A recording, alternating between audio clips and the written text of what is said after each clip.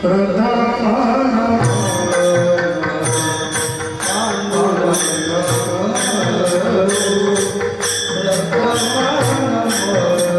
संस्कृति, हमारे संस्कार सदा रहें हमारे साथ। सब्सक्राइब करें।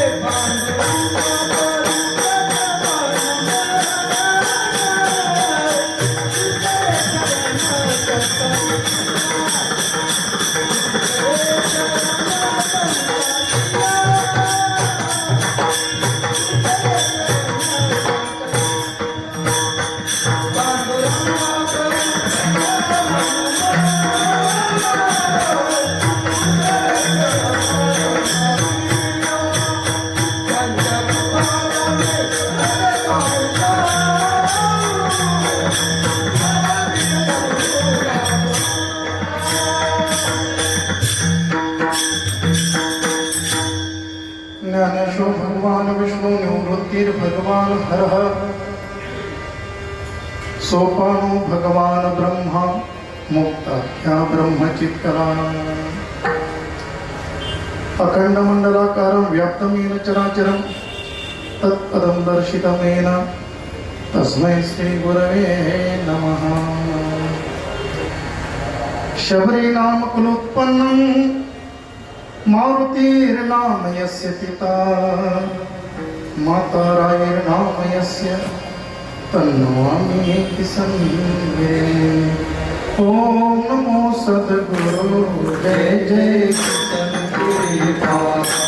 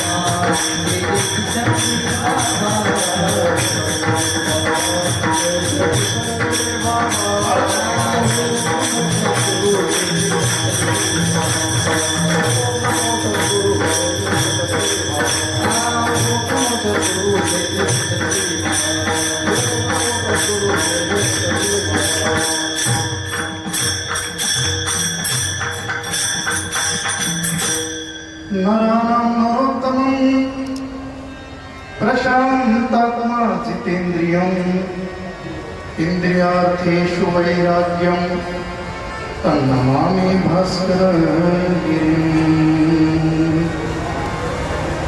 सेवेलागी सेवक झालो सेवेलागी सेवक झालो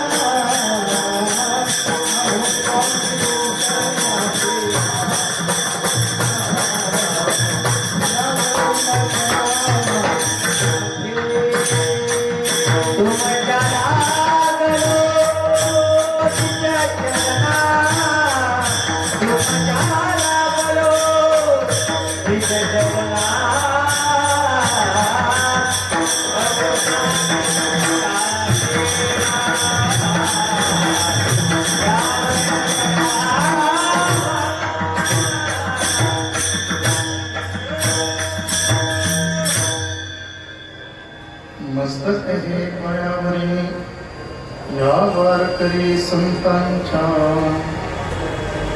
जयांचे क्रिया स्मरण होय सकळ विद्यांचे अधिकरण तेची बंधू श्री चरण श्री गुरूंचे ते नमस्कार मी आता पंढरीची वारी आहे माझे घरी अनेक न करे तीर्थ व्रत व्रत एकादशी करीन उपवासी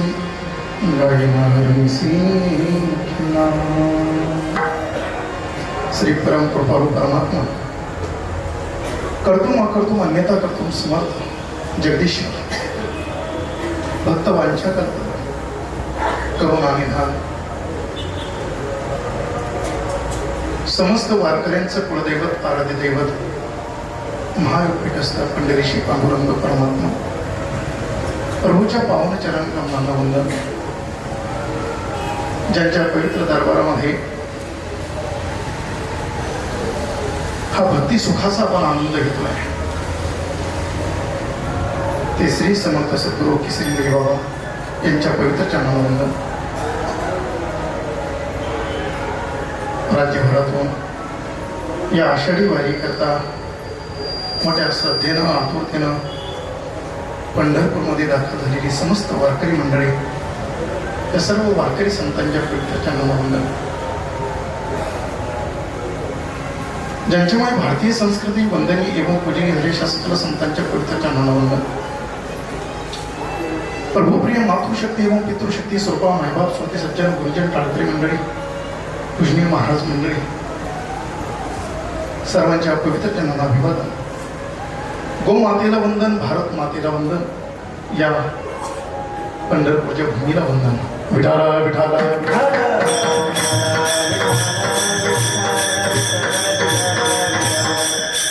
प्रस्तुत प्राप्त प्रसंगी आज आषाढी वारी एकादशीचा पर्व होता त्या निमित्तानं भगवत चिंतन रूपी सेवेकरता चिंतनासाठी घेतलेला आव्हान देहूनिवासी जीवनमुक्त साधू जीवनमुक्तीच्या विलक्षण आनंदामध्ये नित्य रममान असणारा महात्मा वैराग्य रागरसिक सकल संतोषण महाराष्ट्र भूषण जगद्गुरु जगदवंदनीय श्रीमंत श्री तुकोबाराय यांचा अभंग आज चिंतनाला घेतलेला असून या चिंतनाच्या माध्यमातून या अभंगाच्या माध्यमातून जगद्गुरु तुकोबाराय आपल्या घराण्याला जी वारीची अलौकिक परंपरा लाभलेली आहे त्या परंपरेचा स्वाभिमान एका कापडिया बरोबर बोलत असताना सांगतात. वारीच्या परंपरेचा स्वाभिमान एका तीर्थकरूला तीर्थयात्रा करणाऱ्या कापडियाला जगद्गुरु तुकोबाराय या अभंगातून सांगतात.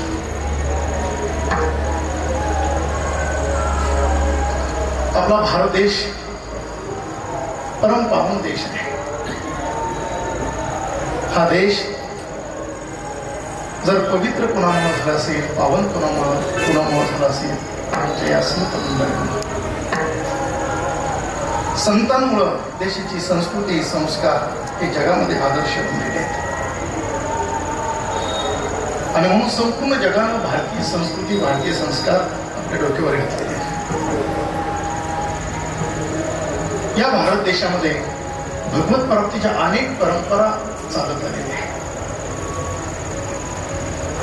त्यामध्ये काही संन्यास परंपरा आहे, नाथ परंपरा आहे, चैतन्य परंपरा आहे, आनंद परंपरा आहे, दत्त परंपरा आहे, अनेक परंपरा आहे. आणि त्या परंपरेनं त्या साधकांना भगवत प्राप्ती करता भगवत उपासना सांगितली आहे.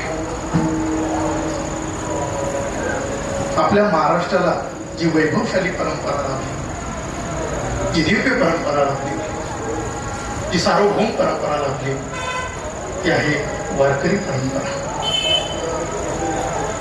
सर्वांना सामावून घेणारी परंपरा म्हणजे वारकरी परंपरा.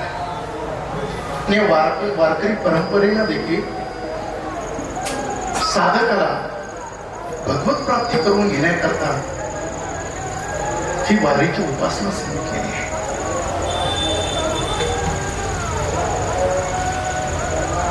याच वारीच्या उपासनेचा स्वाभिमान जगद्गुरु तुकोबराय आजच्या अभंगातून एका कापडिया बरोबर करतात. हा कापडिया कोणाला म्हणतात? कापडी.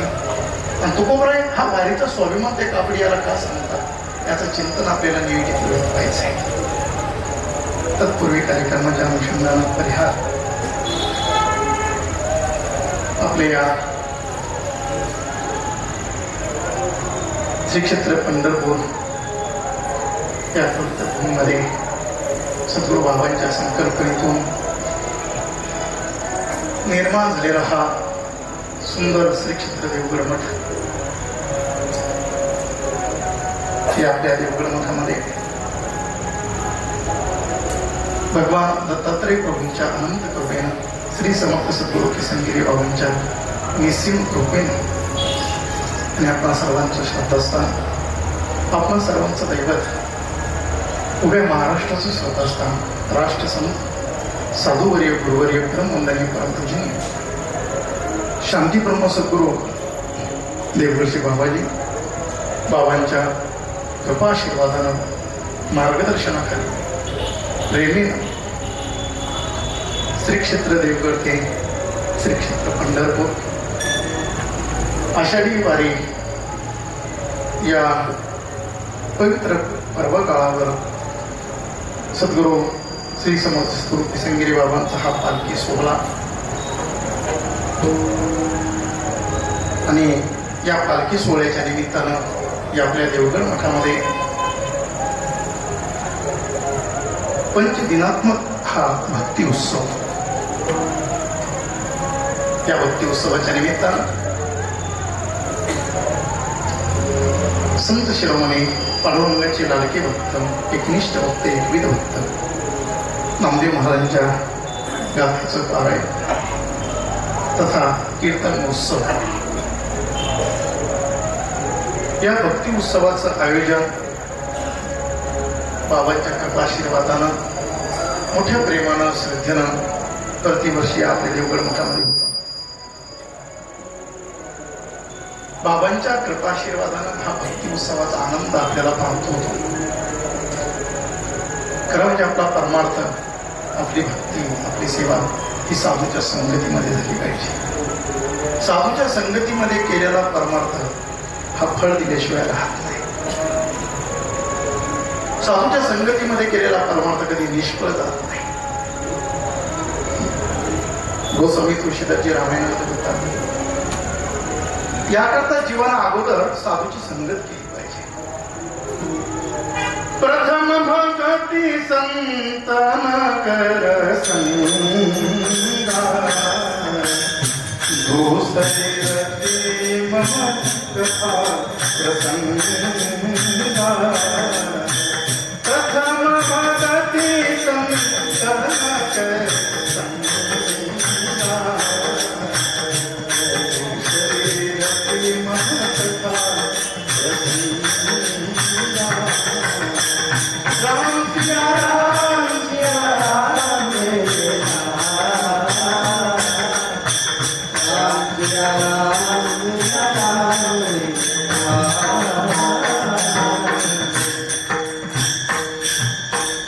संत महिमा अलौकिक है, अगाध है, शब्दात येत आहे. शब्दातूनही संतांचा महिमा वर्णन करता येणं शक्य नाही. साधूच्या संगतीमध्ये आपला परमार्थ आपली भक्ती घडावी. आपण परम भाग्यवान मंडळी. सद्गुरू बाबांच्या संगतीमध्ये सहवासामध्ये हा परमार्थ हा वारीचा आनंद आपण या भक्ती उत्सवाच्या निमित्तानं अनेक संत मंडळी या ठिकाणी आवडून उपस्थित आहे. त्यांचे गुरुतुल्य असणारे पूजनीय वंदनीय ओंकार बाबा शेगाव संस्थान या ठिकाणी अध्यापकाचं काम त्यांनी केलं. वारकरी विद्यार्थी घडवण्याचं काम बाबांनी केलं. शिक्षक आहेत ते. ज्ञानेश्वरीचा पाठ आहे. निष्ठावान वारकरी आहे. या वयामध्ये चातुर्मास करतात. या वयामध्ये सर्व नियम पाळतात. अजूनही पाठ हा जिवंत आहे आणि सद्गुरू बाबांवर नितांत श्रद्धा आहे. ओंकार बाबा ज्यांना आपण भजन भीष्म म्हणतोय की ज्यांच्या चाली आज या ठिकाणी एवढी काळकरी मंडळी उपस्थित सगळ्यांच्या मुखामध्ये येत आहेत. पूजनीय वंदनीय आमचे मारुती बाबा ते हे ठिकाणी उपस्थित आहेत. या पारायणाचं व्यासपीठ ज्यांनी चालवलं आहे ते पूजनीय वंदनीय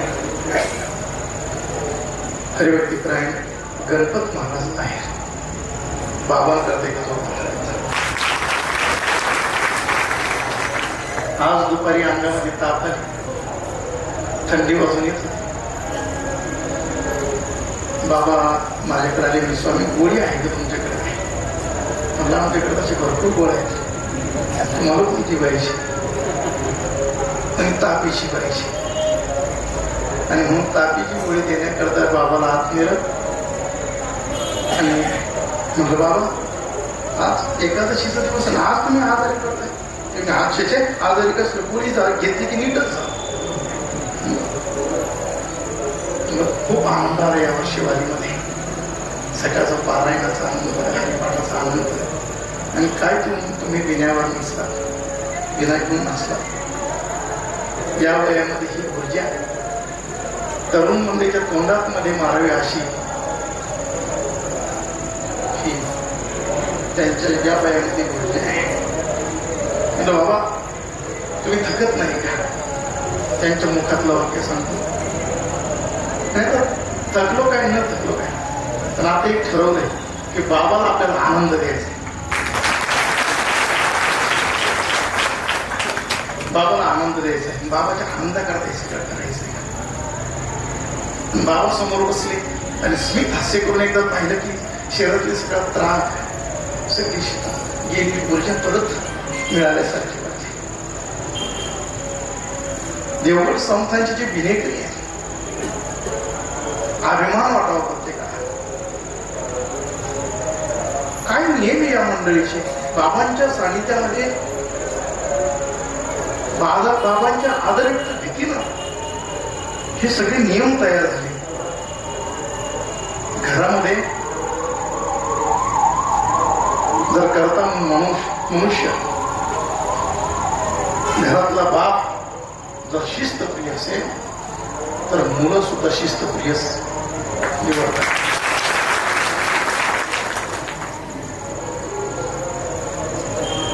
आणि म्हणून ही सगळी महाराज मंडळी बाबांच्या सानिध्यात एवढी तयार झाली.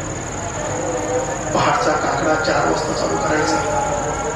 काकड्याची 3 तासाची बैठक. पुन्हा पारायणासाठी 7 वाजता इथे यायचं. 7 ते 9 ती 2 तासाची बैठक, पुन्हा 9:30 ते 11 ती 1.5 तासाची बैठक, पुन्हा हरिपाठ 2.25 तासाचा, पुन्हा कीर्तनाला येऊन बसायचं, उभा राहायचं. आणि तेवढ्याच श्रद्धेनं तेवढ्याच प्रेमानं जी ऊर्जा ही शक्ती सद्गुरू बाबांची आपल्याला आहे. देवगड संतांची जी विनेकरी आणि ही जी धोतरवर असणाऱ्यांची महाराज मंडळी सुनी, ते धोतरात आहे म्हणजे काय ती गावंढळ नाही, अशिक्षित नाही. आम्ही मागं ससे महाराजांना विचारलं तुमचं शिक्षण काय? तर ससे महाराजांनी सांगितलं स्वामी माझं शिक्षण MSc फिजिक्स आहे. म्हणजे आज घडीला एखाद्या चांगल्या कॉलेजचे प्रोफेसर अथवा प्राचार्य असते. MSc फिजिक्स किती साली सुटले बाबा तुम्ही? 19 साली MSc फिजिक्स. बरं, ज्यांचं शिक्षण झालेलं त्यांना माझी भाषा कळेल. आमचंही सायन्स झालेलं. अनेकदा 10वी झाली, मराठी मीडियममधून विद्यार्थी इंग्लिश मीडियमला गेला सायन्सला की त्याच्या समोर पहिला प्रश्न येत असतो की सायन्स, मॅथ आणि फिजिक्स अतिशय कठीण आहे. त्या मॅथमध्ये 56 डेरिव्हेशनचे सूत्र, इंटिग्रेशन सूत्र 56. आणि थोडा जरी बदल झाला की सूत्र चुकतंय, गणित चुकतंय. अतिशय कठीण आहे मॅथ. आणि फिजिक्स ज्यांनी ती शिक्षण घेतलं त्यांनाच माहिती आहे फिजिक्सचा प्रॉब्लेम कसे येत ते. प्रॉब्लेम करतात. ज्यावेळेला आम्ही सायन्सला ऍडमिशन घेतलं आणि आमच्या समोर हाच विषय आला की फिजिक्स अतिशय कठीण आणि मॅथ अतिशय कठीण, म्हणून अगोदर त्याच 2 पुस्तकांचा अभ्यास चालू केला. म्हणजे अहंकाराने गर्वाने नाही बोलत, पण फिजिक्सचे पहिले 8 चॅप्टर आमच्या तोंडी पार झाले होते. त्यातलं पहिलं चॅप्टर होतं सर्क्युलर मोशन. त्याची डेफिनेशन होती a motion of particle along the circumference of the circle is called as circular motion. मी याकरता सांगितलं की देवगड संतांचे विनेकरी देखील एवढी उच्च शिक्षित आहे. आमची वारकरी मंडळी धोतरात असली म्हणून काय, नुसते उंचीचे कपडे, उंचीच्या इमारती, उंचीच्या गाड्या घेतल्या म्हणजे माणसं मोठी होत नाही. त्यासाठी विचार देखील तेवढे मोठे असतात. आपल्याला जर मोठं व्हायचं असेल तर आपल्याला पहिलं वारकरी व्हावं लागेल. आमच्या वारकऱ्यांमध्ये यावं लागेल, आमच्या संतांमध्ये यावं लागेल. जगाला सुखी करण्याचं मार्गदर्शन करण्याचं सामर्थ्य आमच्या वारकऱ्यामध्ये.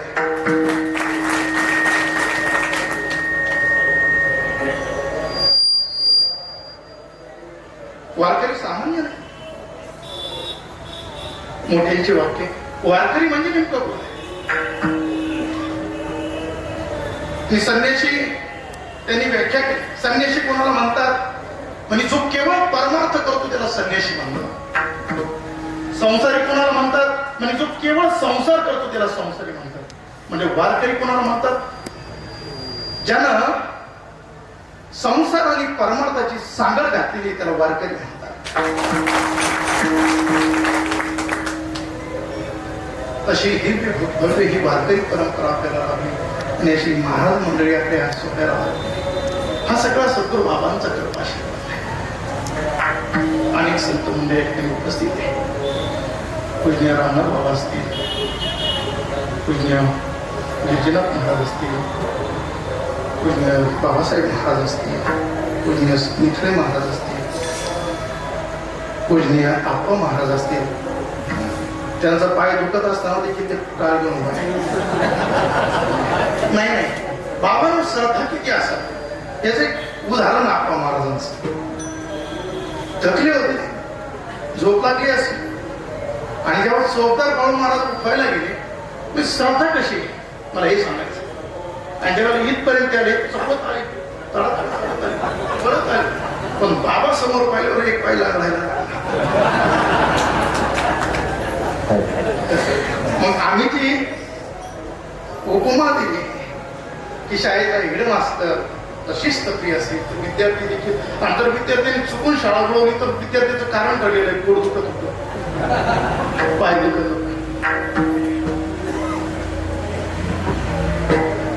ही बाबांवर त्यांच्या श्रद्धा की बाबा बोलतील, पण अगोदरच सुरुवात केली. काका महाराज आणि सर्व तरुण महाराज मंडळी, आमचे वंदनीय लक्ष्मण महाराज आहेत, वंदनीय अमोल महाराज आहेत, रामदास महाराज आहेत, बाळू महाराज जाधव आहेत, रोहित महाराज आहेत, गणेश महाराज आहेत, शशिकांत महाराज आहेत. त्या ठिकाणी आमचे वंदनीय संजय महाराज सर्व उपस्थित आहेत. इकडं अनेक महाराज मंडळी आहे. चुकून कोणाचं नाव राहिलं तर चुकूनच राहिलं असं समजा. आमचे वंदनीय नामदेव बाबा परवा मंगळवारी त्यांच्या अंगामध्ये तुळजाभवानीचा संचार झाला होता. त्या संचारानं देखील वारकऱ्याला चांगला आनंद दिला. संचार देवीचा झाला आणि जाताना सांगून गेले की मी आता माझ्या ठाण्याला चाललो. देवी चाललो नाही म्हणत, चालले म्हणत. परंतु या माध्यमातून वारकऱ्यांना सद्गुरू बाबांना आनंद द्यायचा तेवढाच भाव त्यांच्या अंतःकरणामध्ये.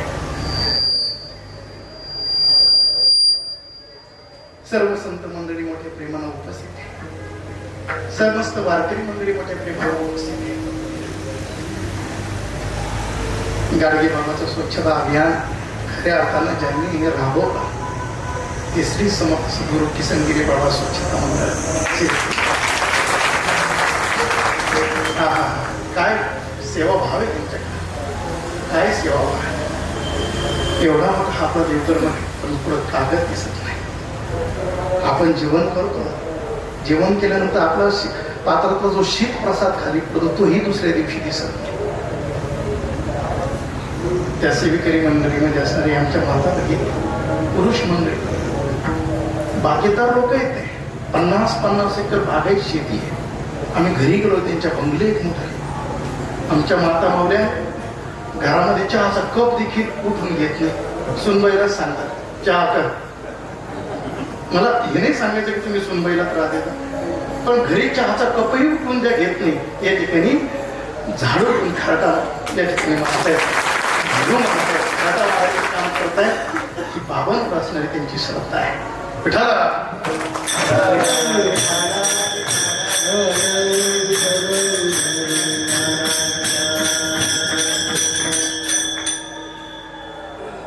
हे सर्व स्वच्छता मंडळ, सेवेकरी मंडळी, आपल्याला अन्न शिजवणारे, सर्व स्वयंपाकात मध्ये प्रवीण असणारी मंडळी, तिथे देवघर संतांची सर्व कार्यकारी मंडळी, मोठ्या निष्ठेनं मोठ्या श्रद्धेनं, सर्वांचा फक्त एकच उद्देश आहे, वारी सुंदर व्हावी, बाबाला समाधान वाटेल अशी वारी घडावी, असं नियोजन व्हावं.